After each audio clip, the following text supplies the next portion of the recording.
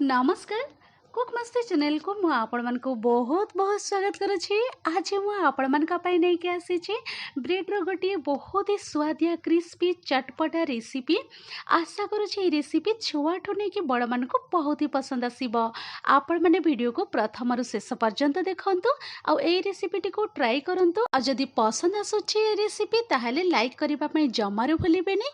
Channel रे नुवा ताहाले cook Masti channel को सब्सक्राइब करिबा पई भी जमारु भूलिबेनी। ताहले चलतु डेरी न करिकी ए ब्रेड रो टेस्टी क्रिस्पी स्वादिया ए रेसिपीटी को आमे आरंभ करिबा। एठी देखि पारुथिबे मु सिझा आलू नै जाइछि।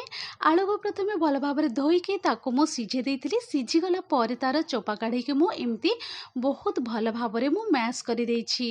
आ आलू को भी आपण माने बहुत भल भाबरे एम्ति मैश करिके यूज करिवे।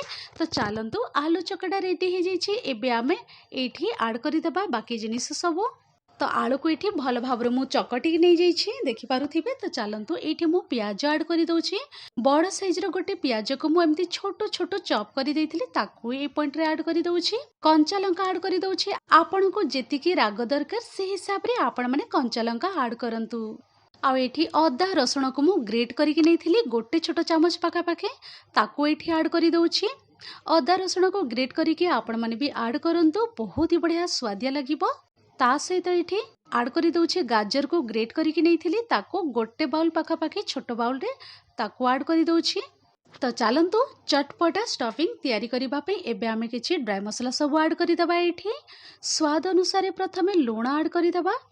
लूण दे सारिला परे एठी मु हाफ चामच पाखापाखि चाट मसला ऐड करि दउछि। गोटे छोट चामच रे हाफ चामच एठी गरम मसला पाउडर ऐड करि दउछि। ता सहित चटपटा लागिबा पई टिके खटा टेस्ट आसीबा पई मु एठी आमचूर पाउडर नै जाइछि। ड्राई मैंगो पाउडर ऐड करि दउछि गोटे छोट चामच। तापरे एठी मु ऐड करि दउछि कसूरी मेथी।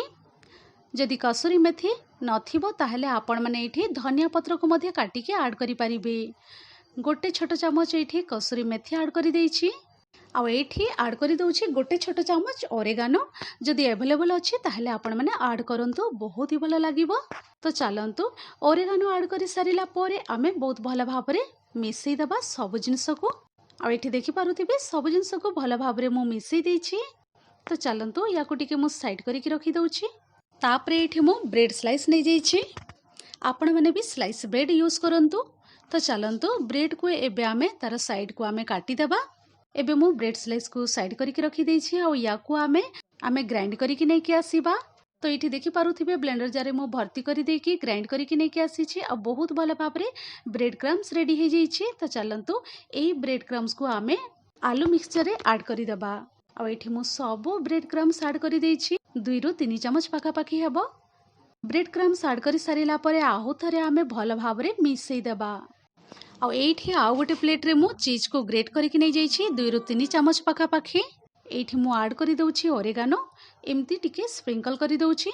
तो चलंतु याको मध्ये मु साइड करिकि रखि दउछि। आ एठी ब्रेड को भी काटिके मु रेडी करि दैछि। ब्रेड मध्ये रेडी हे जाइछि। आलू स्टफिंग भी रेडी हे जाइछि। सब जिंस रेडी हे जाइछि। तो चलंतु एठी गोटे देखि पारुथिबे गोटे बड़ बाउल रे मु नै जाइछि पानी। आ ए पानी रे आमे ब्रेड स्लाइस को डीप करि दबा। बेसी समय बिल्कुल भी डीप करिबेनी। संगे संगे डीप करिके आपण माने दी पापुली रे एम्ति चिपुड़ी देबे। देखि पारुथिबे टिके हल्का रे एम्ति प्रेस करि देबे जेमति कि सब पानी रिमूव हे जिवो। तापरे आमे आलू स्टफिंग को एठी सेट करि दबा। आ एठी देखि पारुथिबे आलू स्टफिंग मु नै जाइछि। आलू मिक्सचर को देई सारिला परे एठी मु टिके एम्ति मझिरे होल करि दउछि। आ एठी आमे चीज को ऐड करि दबा। आ भल भाबरे आमे सील करि दबा। तापरे आमे चारि आडू भल भाबरे ब्रेड स्लाइस को गोटे जगह को नहीं आसीबा। आ भल भाबरे आमे आलू को आमे सील करि दबा। तो एठी देखि पारुथिबे चारि आडे मु भल भाबरे सील करि दैछि। आ बहुत भल भाबरे ब्रेड्स बॉल रेडी हे जाइछि। सेम प्रोसेस रे मु सब ब्रेड बॉल सब रेडी करि दैछि। आ रेडी हे जाइछि सब। तो चलंतु एबे आमे जिबा गैस साइड को। आ एठी मु गैस साइड को पळे आसीछि। तेल कढ़े मु गरम हेबा पय रखि दैथिली।